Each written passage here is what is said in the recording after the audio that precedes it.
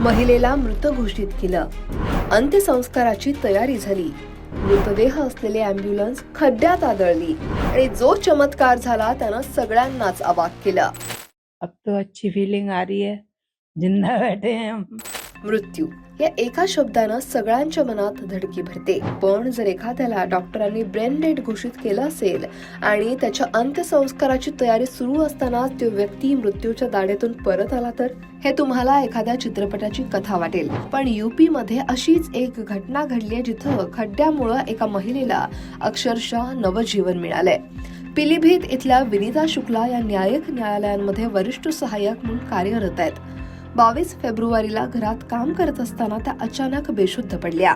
कुटुंबियांनी त्यांना तातडीनं पिलीभीत इथल्या रुग्णालयात दाखल केलं, जिथून त्यांना पुढच्या उपचारांसाठी बरेली इथल्या एका मोठ्या रुग्णालयात हलवलं. दुर्दैवानं डॉक्टरांनी त्यांना ब्रेन डेड घोषित केलं.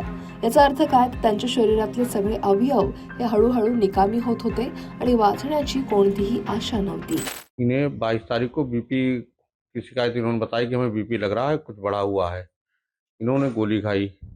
गोली खाने के बाद करीब आधा या 15 मिनट के बाद ये बेहोश हो गई. और पहले भी गोली खाई, ऐसी कोई बात नहीं थी, उस दिन भी खाई थी.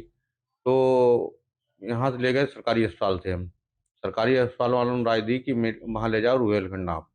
हम रोहिलखंड ना ले जाने बजाय मेडिसिटी ले गए. मैंने 22 तारीख की रात करीब लगभग ऐसी होता 11:30 बजे का टाइम.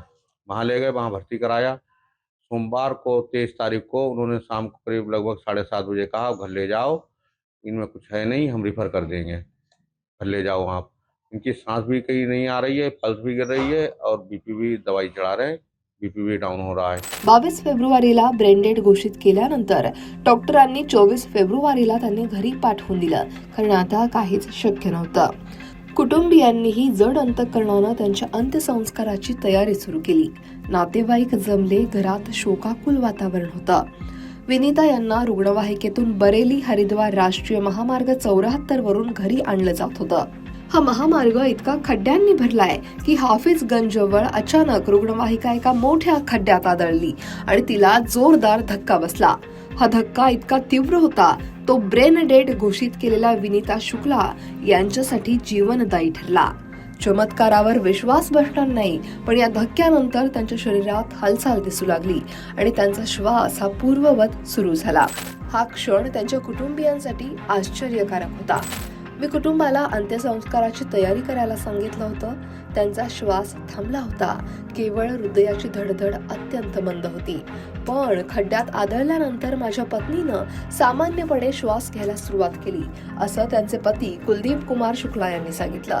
कुटुंबियांनी तातडीनं अंत्यसंस्काराचे विधी रद्द केले आणि विनीता यांना पिलीभीत इथल्या न्यूरोसिटी हॉस्पिटलमध्ये उपचारासाठी नेलं. डॉक्टरांच्या म्हणण्यानुसार विनीता यांच्या रक्तप्रवाहात आणि लसिका संस्थेत घातक न्यूरोटॉक्झिन्स आढळले होते आणि त्यामुळे त्यांना ब्रेन डेड घोषित केलं होतं. खड्ड्यामुळे बसलेल्या धक्क्यानं त्यांच्या शरीरात काहीतरी घडलं आणि त्यामुळे प्रकृतीत आश्चर्यकारक सुधारणा झाली. 14 दिवसांच्या उपचारानंतर आता त्या बऱ्या होऊन घरी परतल्यात आणि त्यांची प्रकृती सध्या स्थिर आहे. खरं तर रस्त्यांवरचे खड्डे हे अनेकदा अपघातांना आणि मृत्यूला आमंत्रण देतात, पण याच खड्ड्यानं विनीता शुक्ला यांच्यासाठी देवदूत म्हणून काम केलं. ही घटना वैद्यकीय जगतातही चर्चेचा विषय ठरतीये. पण तुम्ही काय म्हणाल? नियतीचा खेळ की फक्त एक योगायोग? तुमची प्रतिक्रिया कमेंटमध्ये नक्की लिहा आणि लोकमत सबस्क्राईब करायला विसरू नका.